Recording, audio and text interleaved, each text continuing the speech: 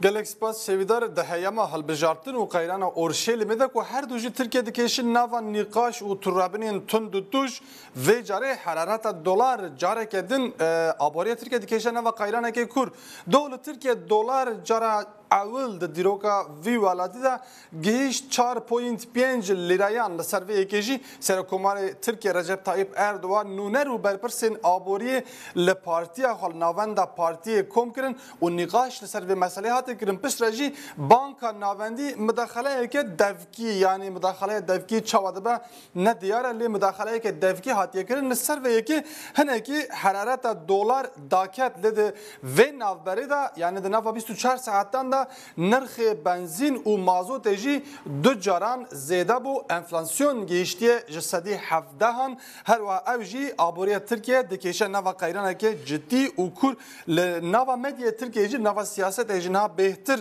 her çi qasî mesela Orşelên be jî li ser manşetan jî hinekî torrebûn li ser vê be jî aboriya Tirkiye di nava rewşeke wiha de ew yek jî dike ku mijara yekemîn û sereke hilbijartin bibin sêyemîn mijar û li pişt van mijaran bimînin. Her wiha Erdogan û Netanyahu li ser Twitterê tawan û gotinên giran li hemberî hev dibarînin Serokwezîrê İsraîlê bi Twitterekê hin tişt gotibûn Erdogan bersiva wî da bersiva hev didin ew jî li ser medya li ser televizyûn û rojnameyan hinekî cî digire Erdogan di daxuyaniya xwe ya dawîn de careke din İsraîlê weke dewleteke terorîst bi nav dike her wiha dibêje Orşelêm ji xeta me ya sor e em ê berdewam bin li ser piştgirîkirina Hamas û berxwedana Filîstîniyan Erdogan wiha dibêje her wiha Erdogan di careke din İsraîlê weke dewleteke dagirker jî bi nav kir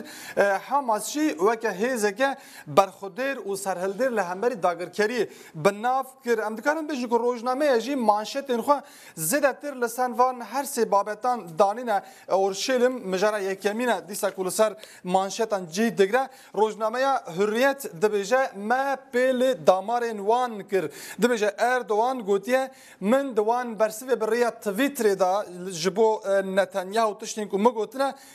hinekî wana aciz dike em ê berdewam bin li ser piştgirîkirina berxwedana Filîstîniyan ew piştgiriya me jî wan aciz dike. Li alî din balyozê İsraîlê do piştî ku ji Tirkiye vekete li balafirgeha Atatürkya Stenbolê wekî kesekî ji rêzê weke kesekî asayî hate verrêkirin her wiha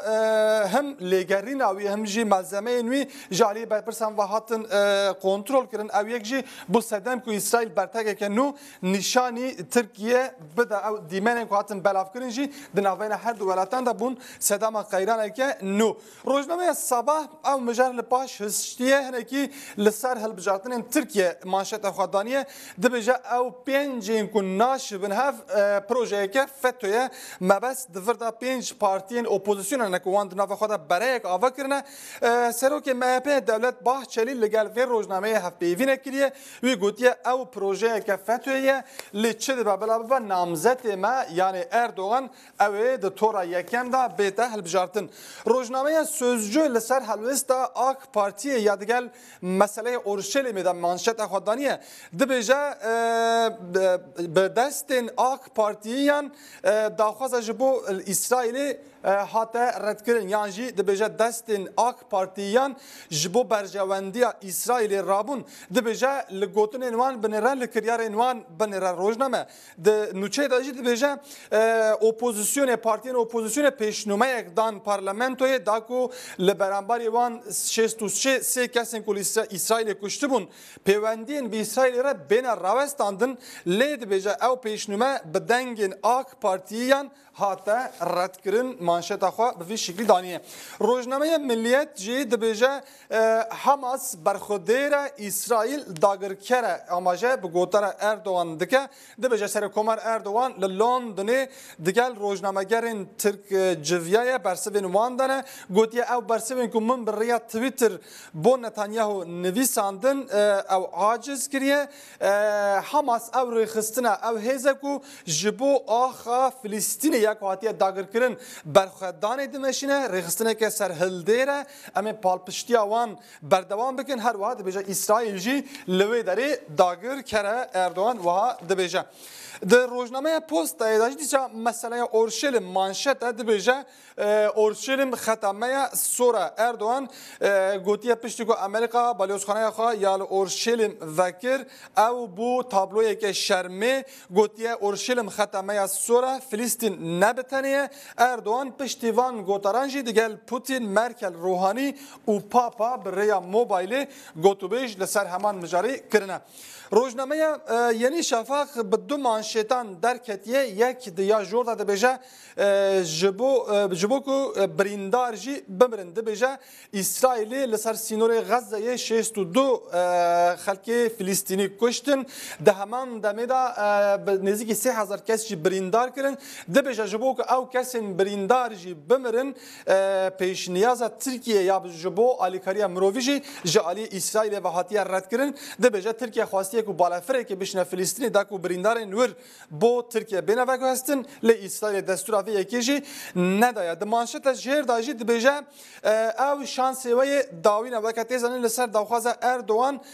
ریخستن هفکاری اسلامی او کم ببه روزنامه بانگلور ریخستنی دکه داکو دنگه کی بلند و هفکاری لهمبر اسرائیل در بکوه جبو و ریخستنیش دبیجه اگر و بریارک ستندیان نا او جبو و شانسی داوینه دمانشت خدا روزنامه ترکیه جی دیسا لسر و مجاری مانشت اکدانی لسر مجاره هلبجارتن مانشت خدانی دبیجه او نکاربن نافبر اما خرا بکن روزنامه ترکیه به وی شکلی درکتنه دو روزنامه جی لسر آبوریه ترکیه مانشت دانینه یک روزنامه bir gün de manşete خدا دبیجه وان دهاتوج دسته دبیجه آک پارتی هاتیوی آستی کو دنگ جوانان نگره روزنامه اورنسل manşet لسر سوره آمد دانیه کومر تی بلاف کرن لویداری جبه هلبجارتن دوی تی بلاف کرن دوی او کومر جالی ولاتیان و دست پیک یکو بفروتن داگو ولاتی پدوین خو دابین بکن روزنامه ترکیه به وی شکلی درکتنه به manşetan ام بجن استانبول اوقاس ودم باشه ویدار